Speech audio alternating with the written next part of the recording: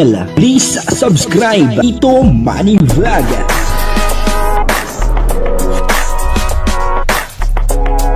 Payagan po si Tito Manny Vlog na mag-reactor para pambiling gamot sa kanya pong karamdaman. Wala man siyang records ng ng away. Kung natatandaan niyo po nung mga nakaraang araw ay may mga lumalabas na balita na eto pong si Kalingap Jomar ay meron daw pong ibang chicks. Grabe no. At marami po ang naniwala na ang sabi ay may girlfriend nga daw pong iba itong si Kalingap Jomar. At sa mga comment minsan sa akin may nababasa po ako na ang sinasabi doon ay meron daw pong chicks etong si Kalingap Jomar. At ang isa sa mga tinuturong chicks nito ay etong si Marian. Pero dito ay may sinabi po etong si Carla At talagang sa kanyang live ay sinabi niya po ito. Papanoorin po natin yung video at siyempre bibigyan po natin yan ng konting reaction. Pero bago po yan, ako muna po yung bumabati sa inyo lahat ng magandang umaga, magandang tanghali at magandang gabi sa inyong lahat mga kapatid. Kung saan man kayo ng panig ng mundo naroon ngayon, ay mag-iingat kayo palagi at pagpalain kayo ng ating Panginoon.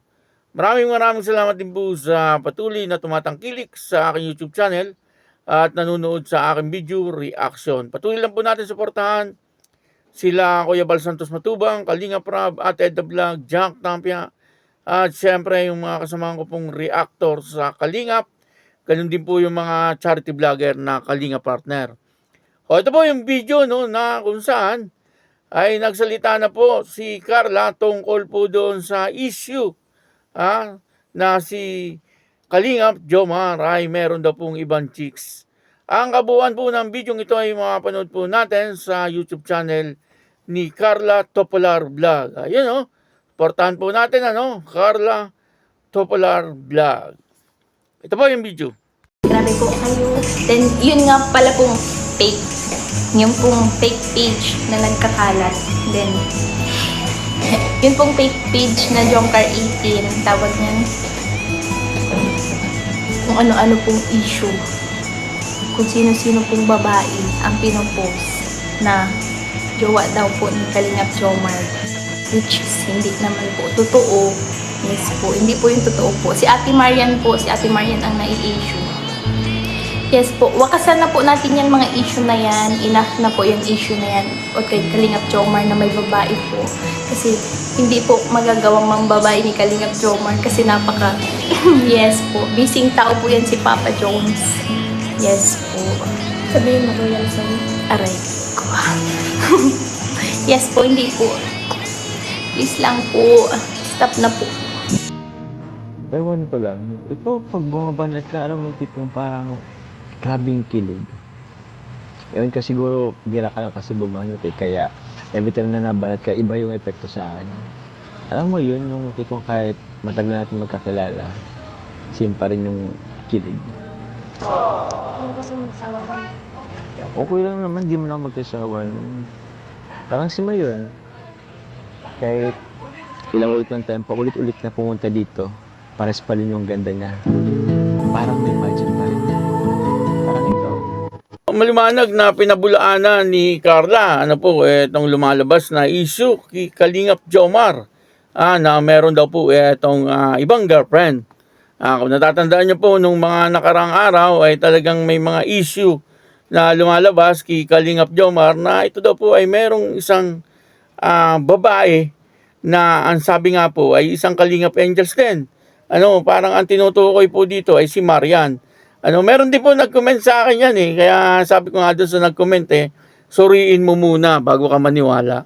Huwag kang basta-basta maniniwala sa mga pinopost ng iba kasi hindi baka mamaya ay baser po yan.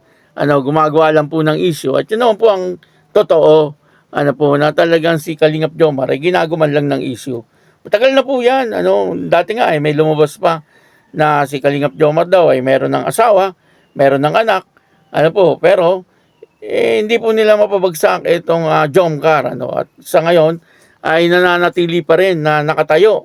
Itong Jomcar at talagang matatag. at marami pa rin po talagang tumatangkilik dito sa Jomcar. Kaya doon sa mga basher ay tumigil na kayo kasi hindi nyo basta-basta mapapabagsak itong Jomcar. Kagaya nga ng sinabi ni Carla, ay wag daw pong maniwala. Kasi siya mismo ang magsasabi na wala naman daw pong ibang girlfriend etong si Kalingap Jomar. At nakikiusap po siya na hanggat maaari ay tigilan na nga daw po etong isyung ito. Kasi nga naman, siyempre, ay hindi maganda, siyempre, doon po sa mga tao na talagang hindi po alam ang totoong nangyayari. Siyempre, yung iba pwedeng maniwala, na talagang etong si Kalingap Jomar ay may ibang girlfriend. Doon nga po sa nag-comment sa akin talagang paniwalang-paniwala po siya, talagang kung ano po ang sinabi niya, kay Kalingap Jomar. Hindi ko na sana na-screenshot ko, para naipakita ko po sa inyo.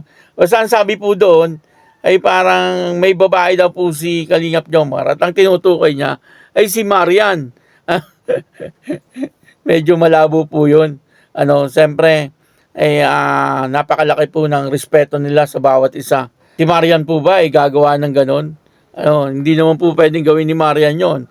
At syempre, ganun din si Kalingap Jomar. Kaya yan ay talagang maliwanag na issue lang po yan. Wag po kayo basta-basta maniniwala. Kagaya po ng sinabi ni Carla, suriin po nating mabuti, at talagang alamin po natin kung ano po ang katotohanan bago po tayo magsalita ng hindi magaganda. Minsan kasi yung mga tao na matino naman ang pag-iisip, nadadamay dahil sa mga basher na ito. Kumbaga yung isip nila ay medyo naguguluhan at pagdating sa pagko-comment, yun, nakakapag-comment po sila ng hindi maganda. Kaya etong mga basher ay talagang nililito nila ang isip ng mga viewers. Talagang ginugulo nila yung love team na Jomcar. At hindi lang po yan sa Jomcar nangyayari. Sa bawat love team ng Kalingap ay may mga issue, lalo na po kapag ito ay talagang viral, ay talagang ginagawan po nila ng issue. Kaya dito ay nagpaliwanag po si Carla, na wala naman daw pong katotohanan ang lahat ng iyon. Nakakahanga po etong si Carla. Kasi hindi po siya basta-basta naniniwala. Talagang kilalang-kilala niya siguro talaga etong si Kalingap Jomar.